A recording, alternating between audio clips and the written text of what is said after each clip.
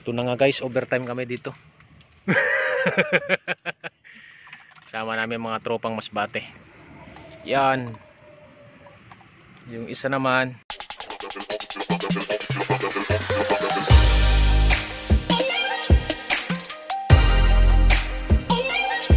Ayun, papalit ng gulong.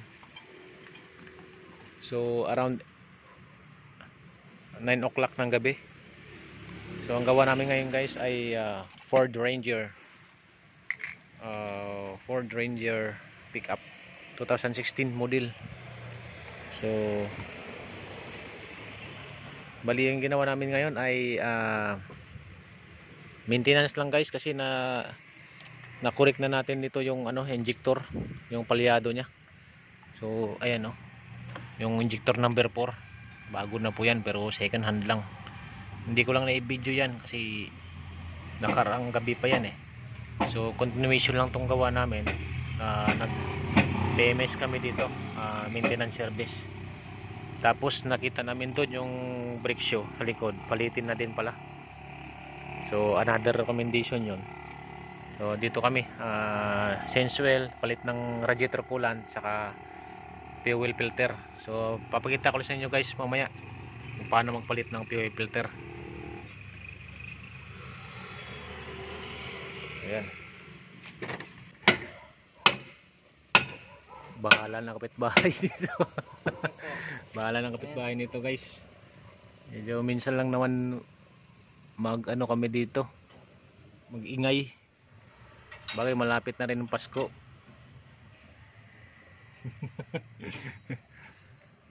Ayan, guys, mamaya papakita ko sa inyo kung paano magpalit ng fuel filter ng Ford Ranger 2016 model. So yun pala guys, nung nakarang araw pinilitan ko na rin yung return hose saka yung injector number 4. Ayan, kaya pala siya naglulo power si defective na yung number 4 na injector. Hindi ko lang na-video yan kasi wala akong kasamang taga-video niyan. Kaya siyempre itong may-ari hindi pa natin alam na kung pwede mag-video. Kaya hindi muna ako nag-video. Ngayon pa lang. Ayan. Balid yung sasakyan ng may-ari guys, ito. Nissan Juke. Ayan. Bagong palit din yan ng CVT, transmission CVT. Napalitan na rin yan kasi nabasagan sa loob. Bali nagpa-overhaul sa ibang nag-overhaul sa ibang unit, pero sabi ko, na-advise ko na lang na pangalawang overhaul na. Sabi ko, na-advise ko na lang isang buo na lang na second hand. So nakabili naman sariwa. Tanggalin nyo lang tong 4 na hose na to. Yan, bali itataas nyo lang yan. So ganyan, tapos uga-ugain nyo lang, bunutin nyo lang. So ganito yan. Terus bali 4 ito guys.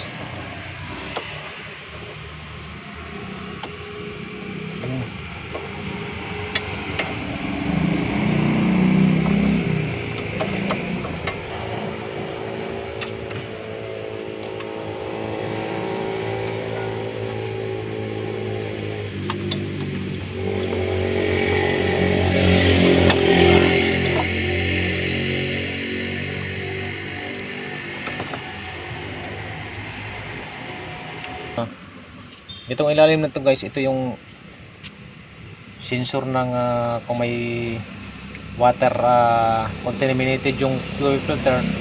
So ito yung drainage ng water, kasi yung kalahati kasi nito guys water separator. Pero isang assembly na siya, yung kalahati water separator siya. So ito yung tinatawag na sedimentor unit sensor. So sedimentor unit sensor yung baba. So ito yung drainage pag may tubig. So drain mo lang yan kasi nagpo-push yan ng low power. Minsan palyado kasi nga may halong tubig. So ito yan. So possible ang water na napunta rito, galing po yan guys sa fuel tank. So yan, tatanggalin na natin. Go. So lalagyan lang natin to ng marker. Kung sa mga baguhan pa kayo dyan, lalagyan nyo na ng marker dyan para tumama yung yan. Tapos ikot nyo lang ito ng left counterclockwise.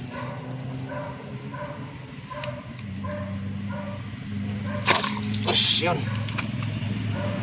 So ito na yung guys yung ano nya. Dito na lang kami sa damuhan kasi dumayo lang kami dito sa lugar nila sir. So ito po yung filter guys oh. Yan po. So hindi na natin alam to. Pero ito naman guys ay maintenance lang, wala naman tong palya. Doon lang sa injector kasi na-road test na po namin ito. So sa injector lang naka-diferensya. Kaya low power. Pero ito sa fuel filter, maintenance na lang ito guys. Palit na lang tong diretsyo. Ayan po yung filter niya.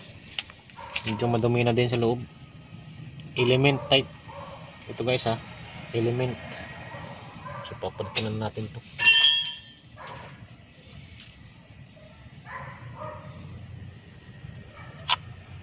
So guys, ito yung yung fuel niya no. So titingnan natin dito kung may tubig din sa baba. So kung wala naman, kailangan natin i-save tong fuel niya. Kasi mahal ng fuel ngayon. Ibalik lang natin. Pero yung latak niya dito sa may baba, so wag nating isama. So magtira lang tayo ng yung parang kape. Tapos linisan natin.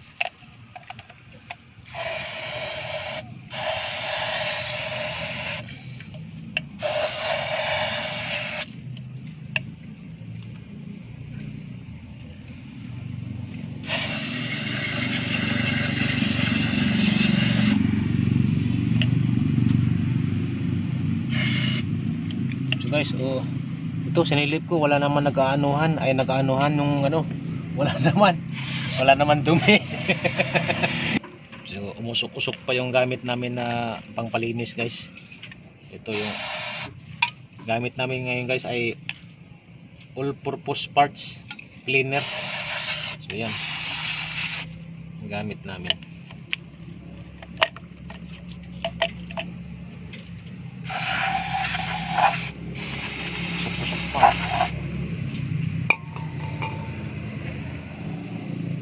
Tapos this is the old fuel filter at it's the new one guys oh, magkakaiba. Ano kaya yung pagkaiba nito? Siyempre ito malinis. Kabit na natin to. Baka magbago pang isip eh. Takip sa ilalim. Hindi, pares lang yun. Ayan.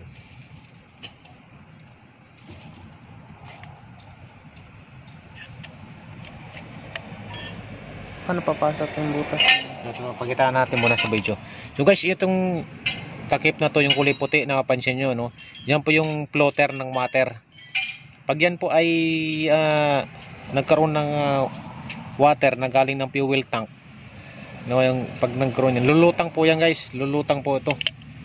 Yan, lulutang po yan. Nakikita nyo bang gumagalaw?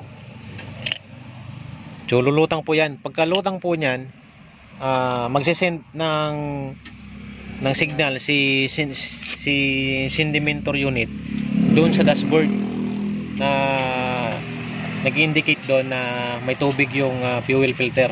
So yan po yung purpose niyan. So kung mapansin nyo, ayan o. Ayan po, so ayun, kita nyo ba? Ayan na, pagitan natin na gumagalaw. Ayan o. Yan po yung floater nya o, yung puti. So nakita nyo ba na gumagalaw, no? So lumulutang po yan. So pag napuno na yung ng tubig, so lulutang po yan. Kasi yung water guys ay hinahati niya naman yung fuel. Yung water niya nasa baba. Yung fuel na sa taas. So ganyan po yung ano dyan. Sige. Ayan natin.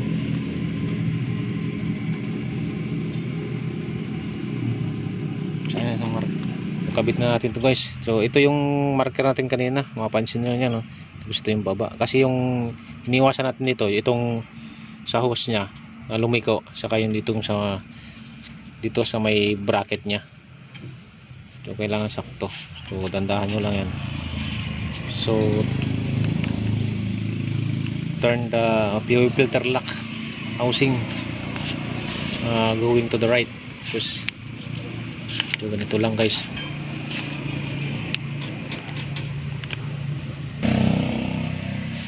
Ayan, ligpitan na natin.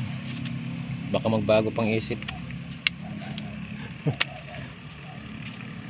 So yun o.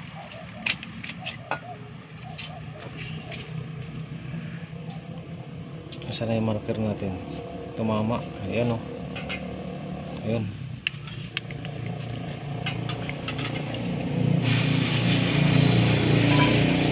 Subukan ulit natin yan.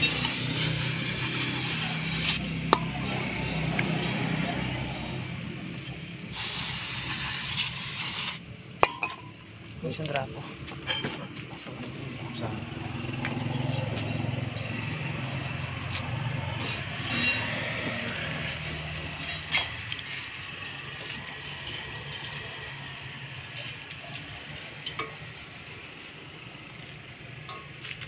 kabit na natin.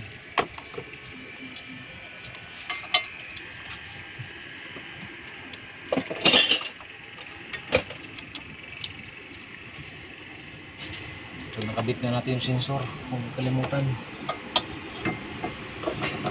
Tapos ilaw natin. Ilaw ito ano? Flashlight mo.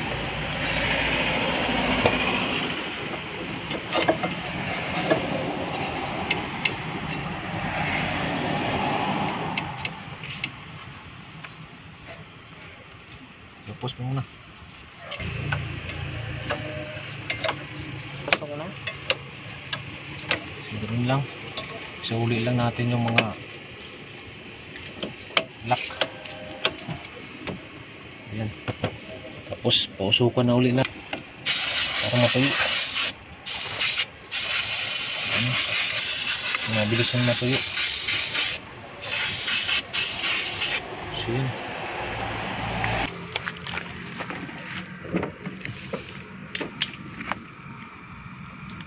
So yun guys, dito na tayo sa silid. So kailangan lang natin itong i-on para mapuno yung fuel filter natin. Kailangan lang natin itong i-on ng 20 seconds, mga 3 ulit guys. So ito, manual transmission pala itong Ford na ginagawa ko. So ignition on lang natin ng 20 seconds. Ayan, 1 2 3 4 5 6 7 8 9 10 11 12 Ayos naman eh. 13 Pinaandar na ba? Dapat malamig. 15 16 17 18 19 Check engine na lang. 20. Op. On ulit natin.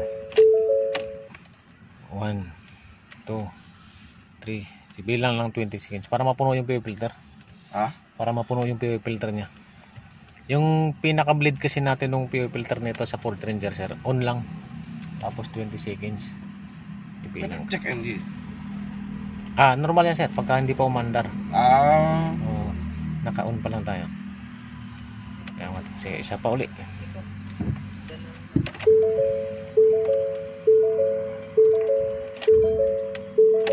Yan. 1. Gumana yun. Yun. Oh yan. Yung pinaka-off nya. Yun. Mga 3 times yun para mapuno yung fuel filter nya. Automatic nag-bleed jo. Automatic nag-bleed na siya. May record. Oo. Bago natin i-start mga 3 beses.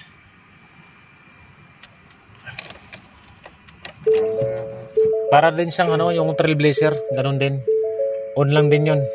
Automatic na. Oo. Mga 3 beses din. On off lang din yung kanya. Damihan ba natin? Apat. Damihan natin. Oh. Sigurado. Ayan. Para mapuno yung fuel filter niya. Kasi pag may hangin yun. So may langis na din, may oil filter, coolant, air filter. So yun. Fuel filter. Ayos Oo, na na. ABS. Sir, ano natin, sir? Ano? Tubig pa pala. Yung hose andyan na. Ano yun? Kinuha ba yun? Oh, kinuha. Start na natin. So guys, start na natin. So na-bleed na rin natin to. Let's go. Start na natin. Ayun. So yun, one click na siya guys. So dagdag sa ngayon, dagdagan natin ng ito ng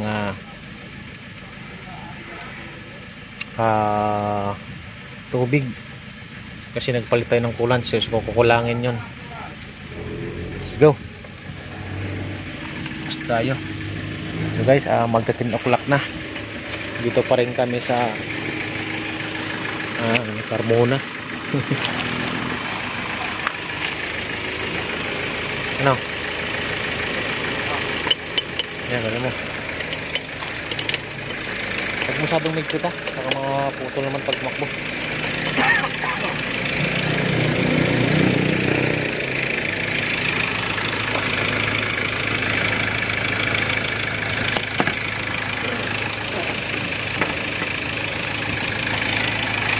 Tapos kakargahan pa pala natin to guys ng Freon.